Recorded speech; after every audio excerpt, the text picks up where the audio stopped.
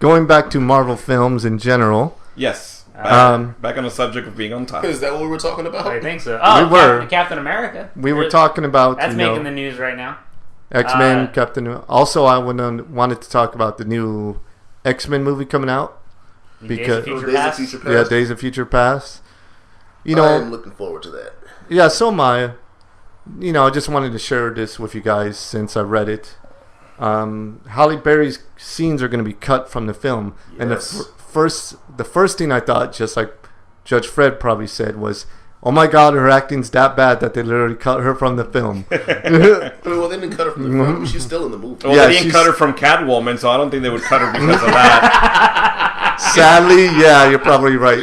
But no. I don't think talent has anything to do with it. Well, that was just a bad script altogether. Oh, my God. But the main reason why she's being... A lot of her scenes are being cut from the film, even though she's still going to be in the film, is because during filming, she was pregnant. And so, as the film dragged on, she started to get the baby bump. And that's why you could see it in some of the scenes. Well, she should have used her lightning powers and just shocked the baby out. But why didn't they just replace her with like a person like Rheanna? Oh, why Rheanna? Why Rheanna? Yeah, why Rheanna? Well, because Rheanna... Of all actresses or singers... Well, I know. Okay, well, look, Rheanna, I don't Rheanna's like an her on a actress? personal level, but if we're gonna compare, let's say, Rheanna with Halle Berry... He's gonna say Halle Berry looks like an American black woman, and Rheanna looks like an African woman. I mean, she has a big-ass forehead. She looks more ethnic. It would have made more sense for her as Storm. You do realize she's Caribbean. Yeah. I don't care. And not even African. Look, her forehead alone... Not even the same side of the world. Her forehead alone is a mutant. It should have its own X. But I think she would have probably made a much better Storm than Halle Berry. Okay, well, why not? Why not just go with a no-name somebody? Well, that's why I mentioned Rheanna, because to me, Rihanna is not a no-name. Rihanna is known. No, in the he's saying music to him she's a no-name. But as an actress, she is a no-name, and it would have been an opportunity to maybe put her out there. No. Plus, she's a superhero. She's probably good at taking a punch.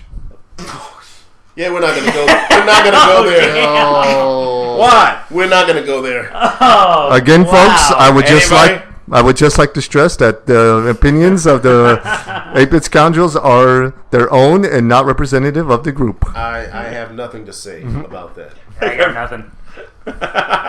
You guys are just gonna leave me hanging on that one? Yes. Next subject. Next subject. No, don't you want to finish what you were talking about? Yeah. Hey, look. She heals fast, so she has a healing factor. Okay, stop. Captain America. Captain America. Let's go back to that one. So yeah, what happens is it's making the headlines right now because Chris Evans is saying that he's going to take a break after Avengers 3. Yes. For those who don't know, Chris Evans played not only Captain America, but he also played the Human Torch. In the first 2 Fantastic Four films. That is correct. And here's the thing with Chris Evans, the second 2, because there was one in '94. And here's the thing with Chris Evans. He only signed a 6-picture deal with Marvel instead of the standard 9 like everyone else has. So here's reasons? He wants to take a break from acting mainly because he wants to focus, I think, on directing, writing, some of the other creative aspects of the entertainment business. Okay. So how many movies has he done so far with Marvel? So far he's done Captain America, he's done Avengers, and I think that's pretty much it. He's got Winter Soldier coming out. So that's I think 3 that's episodes. I think he's got one more Captain America coming up, and then he's got Avengers 3. So what's the actor playing Bucky Barnes, who is now Winter Soldier? Crap, I could answer that question if I could remember his name. I'm terrible. It's not the same actor from the first Captain America? No, it is the same actor who played Bucky in the first Captain America. Okay. But here's the thing. He's got the full 9-picture deal. All the fanboys are excited because this could possibly mean once Chris Evans is done with Captain America, we're going to have Bucky Barnes, Captain America, taking over, just like in the comics. Bucky America. Now, is there any concept of a shiny Captain America outfit? I hope not, because I always hated that costume design. Yeah. America. The adamantium alloy breastplate, it just always bugged me. And it would not fit with the whole film theme costumes that they always design No, for the generation. Chances are they'll have Tony Stark design him a special like chest armor. Or something Yeah, like if that. they do make like a power armor type of a design for him. Yeah, I wouldn't allow Tony Stark to design him anything.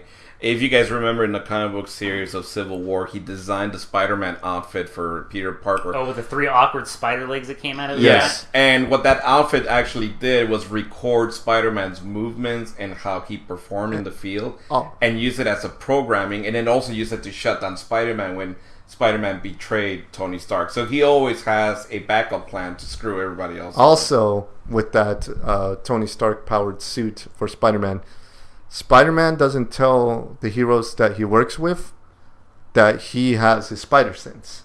They know that Spider-Man could tell when danger's coming, and they don't know why. And Tony says, the reason why you're with me in one of the issues is because you know when danger's coming. And that's when Peter started to get suspicious about, wait, how does he know about that? And he figured out it was probably the suit sending him data, like you said. Yeah. Because he's never told any superhero about his spider sense. That's it, something that he keeps to himself.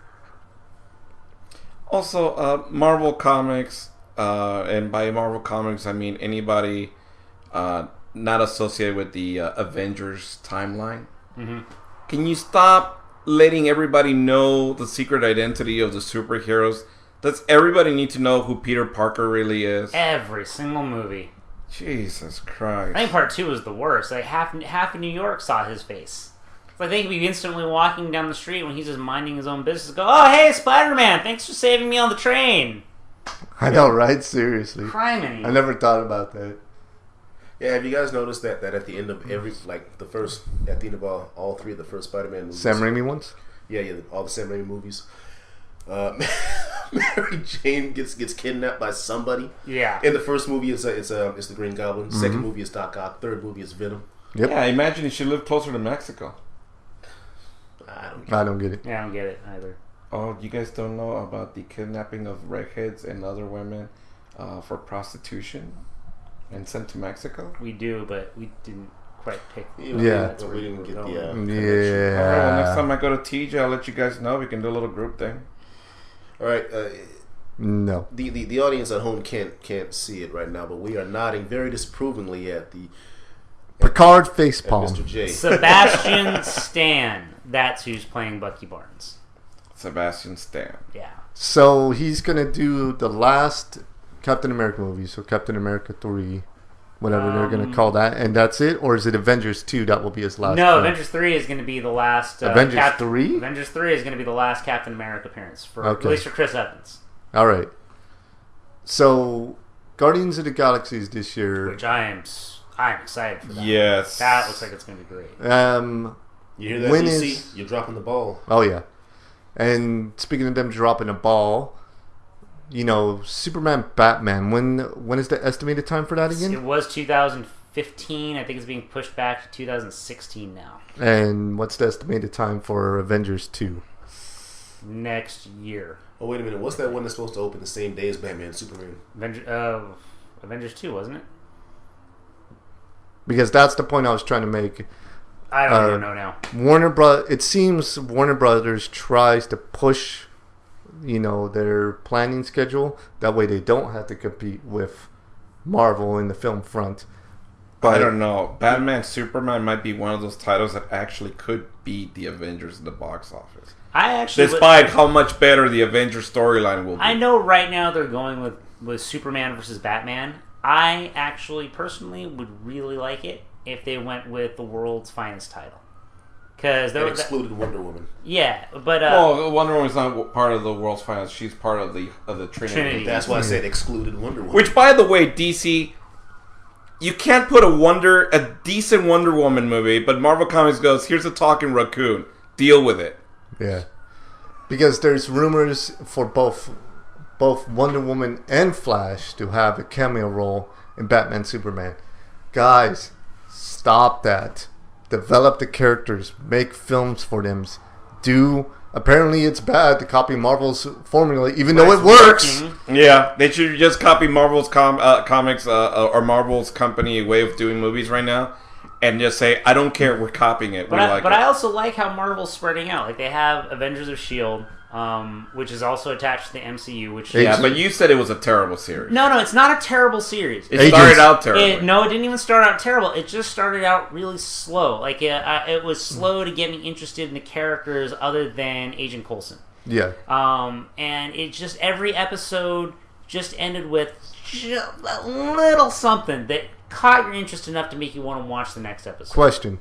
Is it fully written by Will Wheaton or not? Not Will Wheaton. That's Wesley Crusher, buddy. Wesley Crusher. No, it's Josh Whedon. Josh Whedon, I'm sorry. Yeah, no, I think he's directing him. I don't even remember. It's just, because that's honestly, I don't care about the show enough to really know. Mm-hmm. But I watch it. Yeah.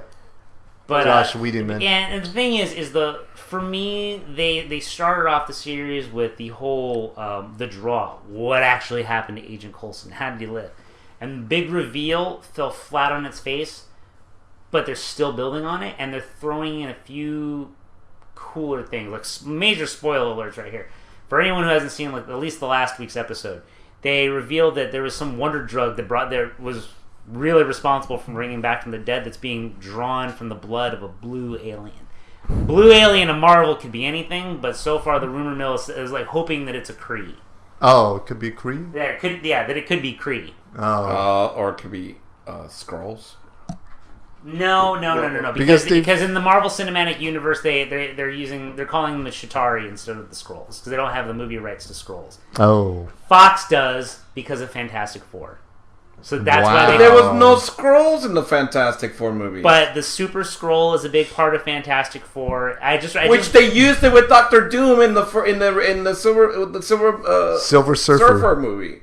What, Skrulls? Wait, the Skrulls weren't in the No, but they made Doctor Doom into the Super Skrull when he was able to absorb all of the super powers. No, but it was that was the Human Torch that got all the powers. Yeah, but just because they didn't actually use the word Super Skrull or the word Skrulls, they still own the movie rights. Wouldn't that be because it goes with Fantastic Four. Oh my god! Yeah, so that's why when Avengers came out, they couldn't use the Skrulls. They had to go by the Ultimate Universe version and call them the Chitauri. Wouldn't that be more the Power Cosmic, though? Piece of fudge out of me. Yeah, that movie was horrible anyway. Oh my god. But 2015 seems like a lot of films are coming out next year. Oh, dude, yeah. Their Phase 2 is going to be coming to an end in 2015. They're going to be working on Phase 3 at that point. Mm-hmm. Just not in Marvel films. I so want a Doctor Strange movie. Which is next. It's next on the list. It's up there. They're still trying to find an actor for it. It could work. Remind me of the actor that plays Tony Stark. I can't think of his name. Robert Downey Jr. Robert Downey Jr. would have been so great for Doctor Strange. You know, I hope that Marvel does this. Is where once the actors become too old looking to play the characters, that they don't just reboot the series, but they just replace them with other actors and just keep the story going along. I could see it happening. Kind of like what they did with the Hulk and oh yeah, honestly, I can see Marvel doing that easily. Mm-hmm. Also, it's kind of like in the comic books too. It's like they bring in a new artist, character designs change, that kind of thing. Costumes, personalities. It's a comic book movie. It could run by the same changing of actors or changing of character principles as the comic books. Yeah, but it's still a continuous story. Yeah. And we've already seen they have no problem dumping an actor for anybody else for any reason. That's true. Edward Norton, dude. Well, I heard Edward Norton was just too difficult to work with. There's tons of reasons, but no one has any answers for sure. Like when he talks about it, he said it was an amicable split. When Marvel talks about it, they said he was a pain in the ass. So who really knows? Yeah, the one who's talking shit is the one I would go with. Because they're like, we don't care about losing. We have nothing to lose. The guy's a jerk. But I also like the new actor's version of Bruce Banner. From what we've seen. Mark Ruffalo's version over Tony... Ed Norton. Ed Norton. What about Eric Bana? Alright. I liked Eric Bana, but the whole concept... Shut up. Mm. The whole concept of him getting angry as Bruce Banner for no reason was ridiculous. And I don't blame him, I blame the writers. But the way they directed the movie, where you got to see different scenes, like a comic book panel with different windows on the big screen, I like that. And I really like Thunderbolt Ross, the actor who played him.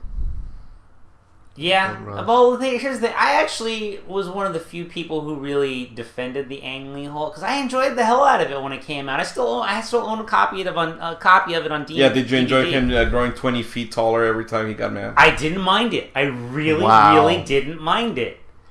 But when the Hulk gets stronger, not taller. But when the Incredible Hulk came out, the official Marvel movie with Edward Norton, I can't even watch Ang Lee's Hulk anymore. It killed that movie for me. Well, they did have a hulked out poodle. Yeah. There's really no defense for that. I got nothing. You like that poodle? movie. Yeah, I did. You've got to live. Past tense. But I did like the fact that it is still in my movie collection. I can't help it. It was pretty ballsy though that they did come out with one of the most obscure villains of the Hulk with Absorbing Man. Yeah. But I did not like that they made him into his dad and. They were reaching on that one. Yeah, I mean, the thing is that with movies, they tried to put so many things out and expose so many things that they don't realize how good it is to just keep things a little bit secret. You know, the whole concept of Bruce Banner's multiple personality syndrome got started because he was traumatized with the fact, and this is in the comic books, that Bruce Banner's dad used to physically abuse his mother. And that created trauma. But in the comic books, he never actually killed the mom like he did in the movie, right? No. In the comic books, he did kill the mom. Oh, okay. And that's what causes Bruce Banner to be basically a shut-in. I mean, if you look at all the different personalities and the color of the Hulk that represents those personalities, there is the Savage Hulk, which is his childish side just throwing a tantrum. Yeah. Then there's the Gray Hulk that represents his sexual desires and wanting to be a cool guy when he was in college. And then, you know, you have the Gravage Hulk. Or Green Scar. The Green Scar, which basically represents his intelligence and his anger together. Man, Green Scar was my absolute favorite. Yeah. Yes. I loved Green Scar. Green Scar is basically the Hulk version of War Hulk, where he gets thrown into a different planet, and then it becomes basically Gladiator, the Hulk version. Now, here's my thing about Green Scar. Okay. The whole principle of the Hulk is that the angrier he gets, the stronger he gets. Yes. Now, two things stand out when it comes to that particular comic book. When the world he's on gets blown up or shattered to pieces, his bride dies with their unborn child. He gets so pissed off, he literally picks up a mountain and chucks it. That was my first favorite scene. Yeah. Second favorite scene is when he's flying to Earth. He's so pissed off that he is surfing a spaceship, standing on top of it, in the vacuum with of a space, sword that he doesn't need, with a sword the size of an SUV that he doesn't need, just pointing it in the direction of Earth. Because God knows when you're angry, you cannot be held inside the spaceship. You need to go outside to catch some air. Well, there's no air in space, though. That's the point. It is the Hulk. Still alive. It was beautiful. But the one thing that everybody thinks of the Hulk is that he just gets angry. They don't realize, and this is something that they actually captured in the Ultimate Universe of comic books, is that the Hulk's body actually adapts to his surroundings. There is a scene where he is put under the ocean, and he forgets that he's supposed to breathe. I'm assuming he was fighting Namor or something. No, like that? He was just walking in the bottom of the ocean, and his body was just able to breathe through water because his cells mutate to adapt to his surroundings to stop the trauma from happening. That makes sense. But he doesn't grow gills or anything. No. It's just his skin adapts to the environment, like you said. Yeah. But could he survive has a comic ever done where he's like been dunked in magma or anything like that? There was this one comic book where he joins a group called the Pantheon that lives inside a mountain, and they're just super powered people that are descendants of a great powerful man back in the day. Yeah, but and he gets thrown into a pool of water no bigger than a bucket. That's how deep it was. But no deeper than a bucket. No deeper than a bucket, and he didn't catch his air. And he was actually starting to freak out that he was about to basically drown in a bucket of water. Oh wow, that is. But that was when he was the Professor Hulk, which is basically what was the intelligent version with who didn't get angry at all, but was permanently the Hulk. The sentient Hulk, right? No, he was just known as the Professor. Oh, okay. Wait, was that the one where he was the Hulk, but the Hulk with the Bruce Banner mentality? But yeah, Bruce's mind and Hulk's But it body. wasn't really Bruce Banner because it was just another persona of his multiple personalities. And this was because Doc Samson realized that Bruce Banner was right-handed, but the Professor was left-handed. Gotcha. Yeah. Yeah. Yeah. Schooled. Damn, so much Hulk knowledge just thrown at us. Oh, well, you know. Yeah. I'm embarrassed. That's why we pay him the big bucks.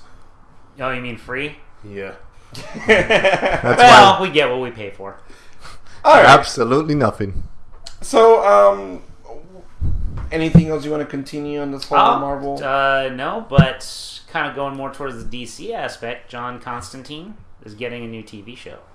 Okay, see, that is a series that I don't know anything about the series. I do know about the movie. I never read the comic book, but I'm excited because it's a storyline where you can have very little sci-fi, very little exposure. Very little magic too, or some magic. You don't have to put too much magic out there. You just have to know, let the people know that there's supernatural things that do exist, and John Constantine goes out and basically seeks them out. And I'm really, really excited because that's a series that can actually last for a very long time. And if they get some really good writers, I just really look forward to. It's basically a monster ghost detective. Yeah, that's what he is. I mean, in the comic books, he's a mage, he's a con man, he's a general asshole. Most of the people who are close to him usually die, adventuring next to him, and yeah, he's actually kind of a pretty entertaining character. He's one of those John Constantine is one of those characters that I really wish I had read more comics on, because the few that I've read I've really liked. Quick question.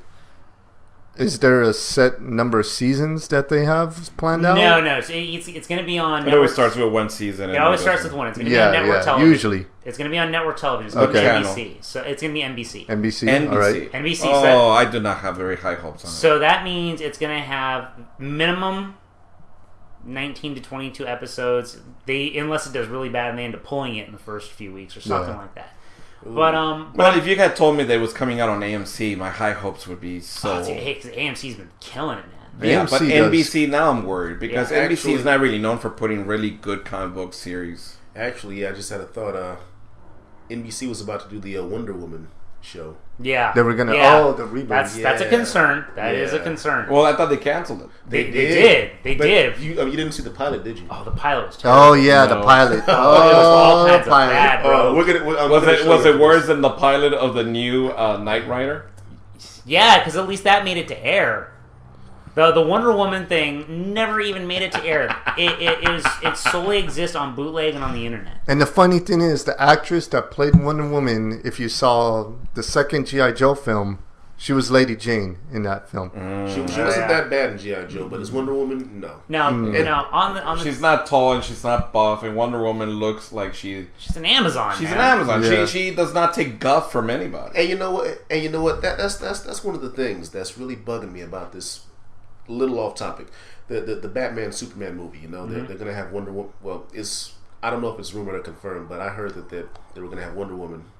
Yeah, I said that. They did. They already cast a chick named Gal Gadot. Gal Gadot. Yes, right. Yeah, I couldn't remember her name as well. She's a goddamn toothpick, man. Okay, so it has been confirmed. All right, and I can't. Well, no, not confirmed. It's been rumored that she will play Wonder Woman. No. She's been hired. Oh, really? She's been hired. That's okay. the thing. But my thing with it is I can't speak to how good of an actress she is. She's new and I haven't seen a single thing she's ever been in. It's just aesthetically, going by how she looks, she does not resemble Wonder Woman at all. And that was the problem that was one of the problems for me that the Wonder Woman pilot had was that Wonder Woman is an Amazon. She is a fighter. She's supposed to look like a fighter. Yeah, she's at least 6 feet tall. But the problem is that whenever Wonder Woman whenever she has to be portrayed in like live action, they always go with women who look like supermodels. Yeah, it's really skinny women, really average hot women. Mm-hmm. Yeah, you gotta stop Hollywood. Wait, average hot woman. I like that.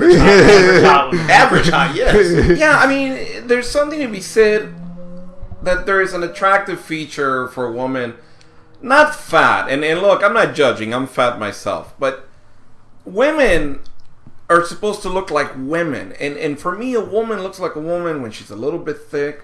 She has natural curves, some muscle, thick thighs. For me, Wonder Woman is supposed to look like a female wrestler. And if it wasn't for her voice and her personality, the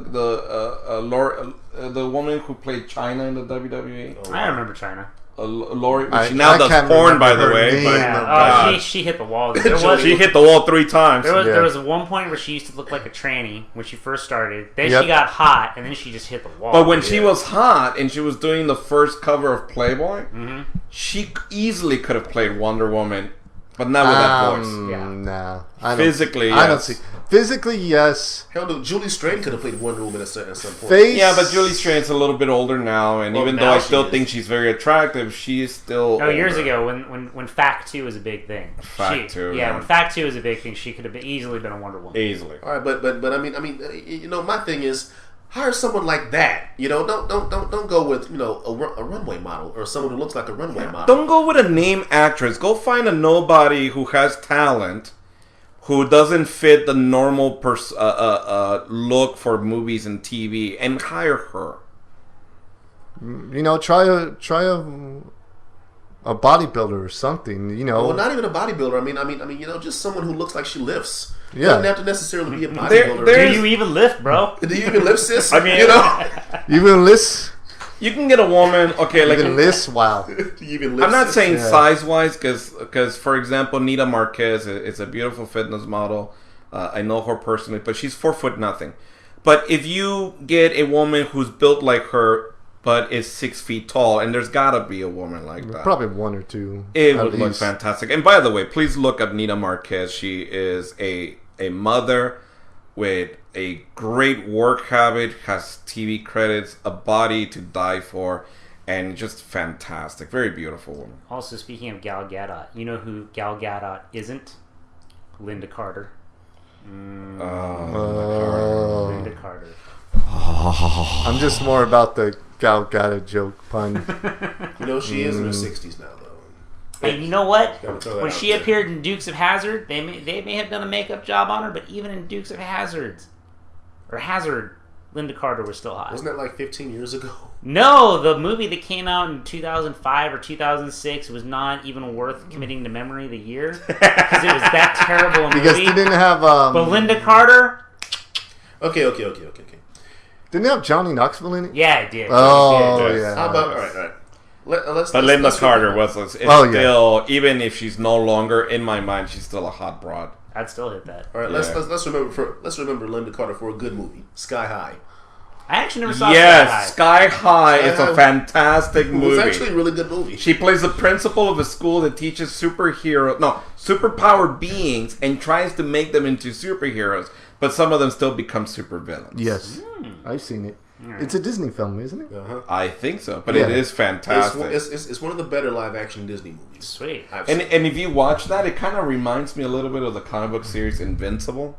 Yes. Which is great. It looks very cartoony, Yeah, but the you storylines are very serious. You have been saying nothing but good things about Invincible. You know, it's one of those comic books where it looks like it's a Disney comic book until you read the storylines and you realize, all right, he went to fight into space and his ex-girlfriend got pregnant by him, but he didn't know. And so when he came back, his ex-girlfriend still had baby fat on him from the pregnancy, but she got an abortion.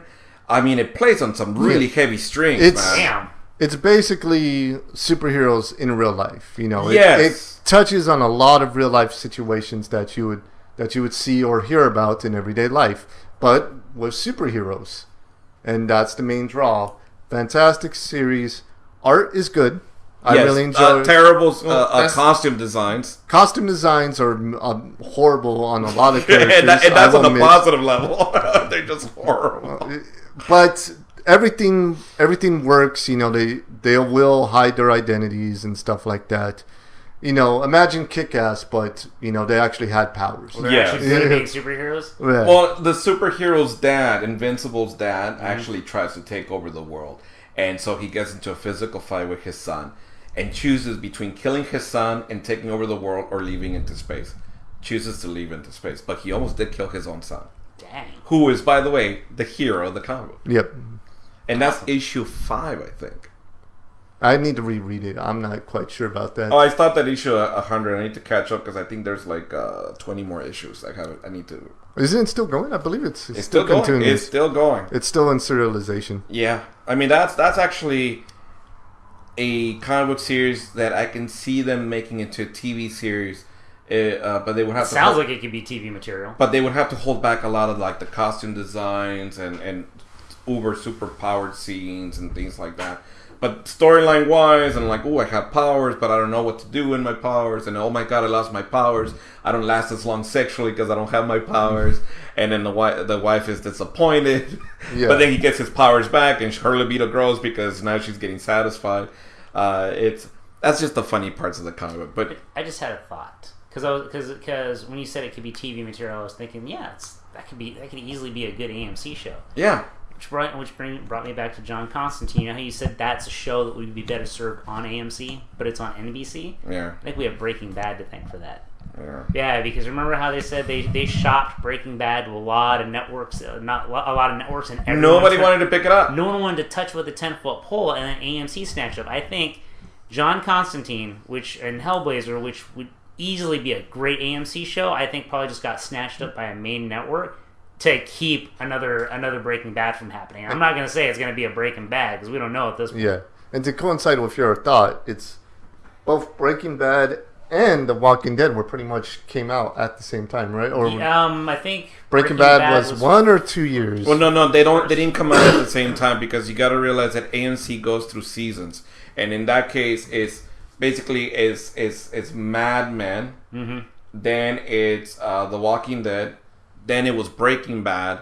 Then it went back to Mad Men or other Mad Men TV shows. Mad Men. But they've already laid out good groundworks with Mad Men. Then they went a little further with a comic book adaptation, like you're saying. Just like this show's going to be on NBC with Walking Dead. Fucking fantastic show, like always. Yes. And very different from the comic book, but just as good. And you're not...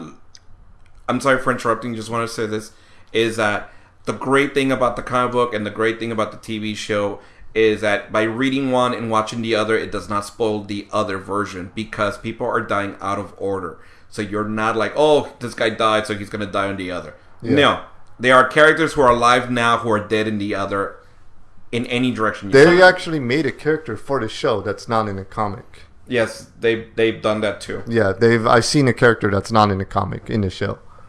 But, they set the groundwork. Sorry, go ahead. Shane actually lasted a lot longer than I thought he would. Well, Shane only lasted 1 or 2 comic books, and then they killed him off he stuck around because Robert Kirkman and spoilers and the other everyone on the show, the writers, Robert Kirkman, they all loved the actor playing Shane, and they liked what he was bringing to the character, so they decided to keep him around a lot longer. That's good. I like that an actor does that. But going back to Breaking Bad, AMC started getting a ball rolling with what they could do with the shows.